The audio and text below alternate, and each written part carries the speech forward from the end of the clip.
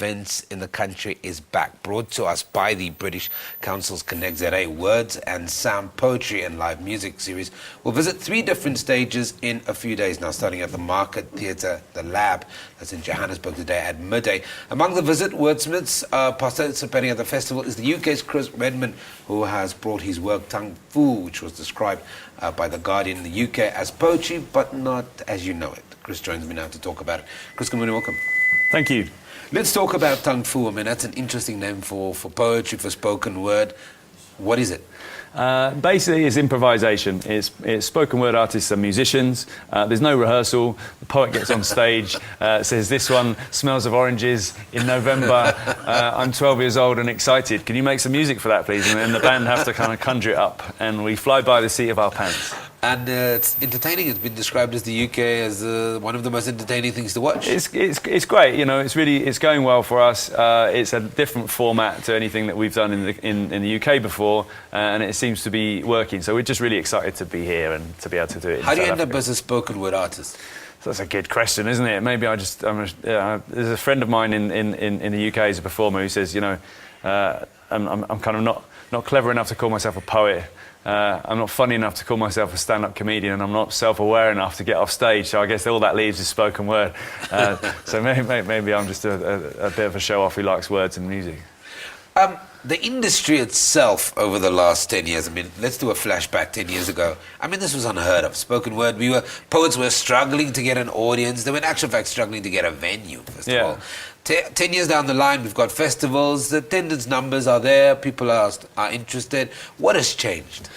I don't know. I think there's just maybe a gap. I guess, you know, we have music. Music's been established for, you know, we're all familiar with that. And stand-up comedy in the UK is a big thing. But it's got so big that now comedians are selling out arenas. You know, it's sort of almost as big as rock and roll. And I think spoken word creates something that is in between. It has the intimacy of a comedy gig, of a folk gig maybe. Yeah. I think has kind of relations to that.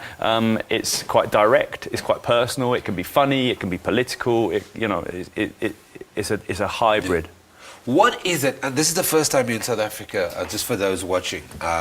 What is it about this festival that said, I have to do this? An opportunity. It just sounded like, you know, a great opportunity to come to South Africa to perform with South African poets and musicians. That's going to be a huge, you know, inspiration and a challenge for us. I'm here with Arthur Lee, one of the guys from the band, who's a kind of UK musician. So he'll be playing with South African musicians. It just sounded too good an opportunity to miss, really.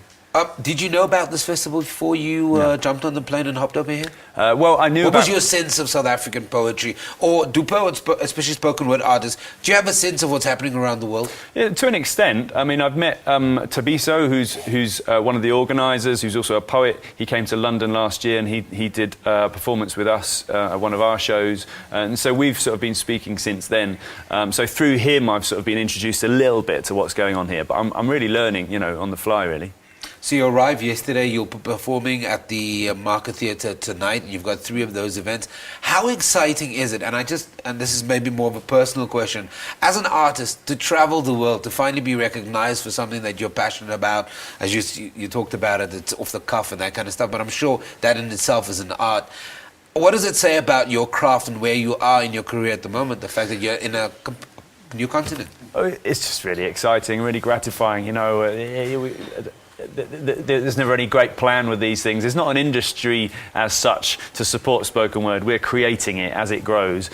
So there's not the same sort of structure as maybe the music industry gives. So these opportunities are just opportunities for all of us to keep kind of sharing, spreading the word, kind of growing awareness. So it's really exciting. It's really gratifying, you know, to be here. So you're in a workshop yesterday. I don't know if spoken artists and people in this particular industry, in this genre, in this space, do you guys face the same problem?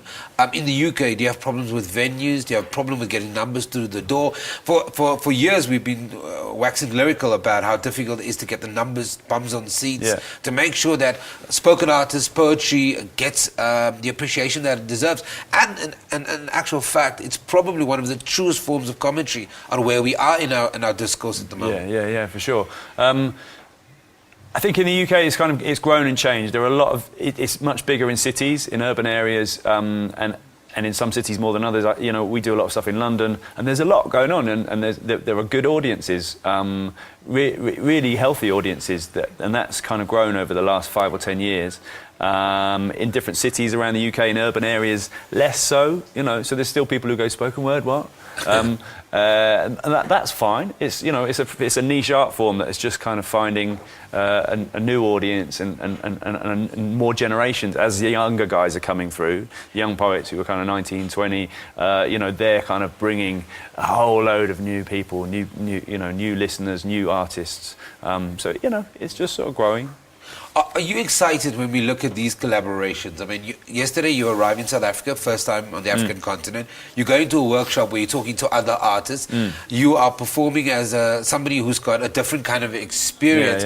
And yet this is an interesting collaboration. Are you excited in terms of the future for spoken word for your industry?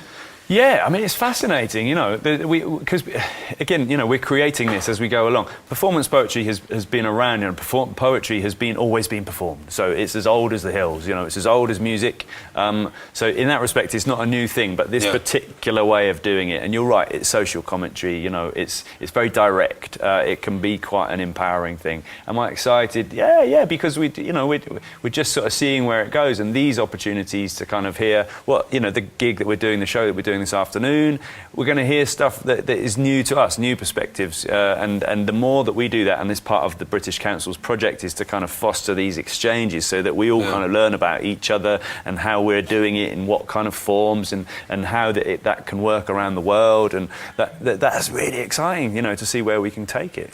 I'm sitting at home and I'm interested. I want to attend. I want to bring my friends and family. What's the schedule like for the next 2-3 days? So today we're at the Market Theatre Lab. That's 12 till 6. There's a big open mic section from 1 till 3, and then our session Tung Fu is 3:30 to 5:30. So there's going to be you know, a live band. There's going to be several poets performing at that.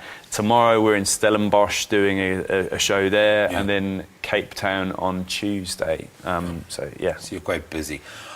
Chris, you're on Facebook. People can follow you there. Chris Redmond. Chris Redmond, and Twitter, The Tung Fu Show. Okay, we're going to leave it there, but thank you very much for joining us. Thanks very much. If you're going to be part of that open mic, please have some kind of work that you've organized already. Don't use it as a platform just to waste people's time. I'm going to be honest about that. Let's take an ad break. We'll be back after.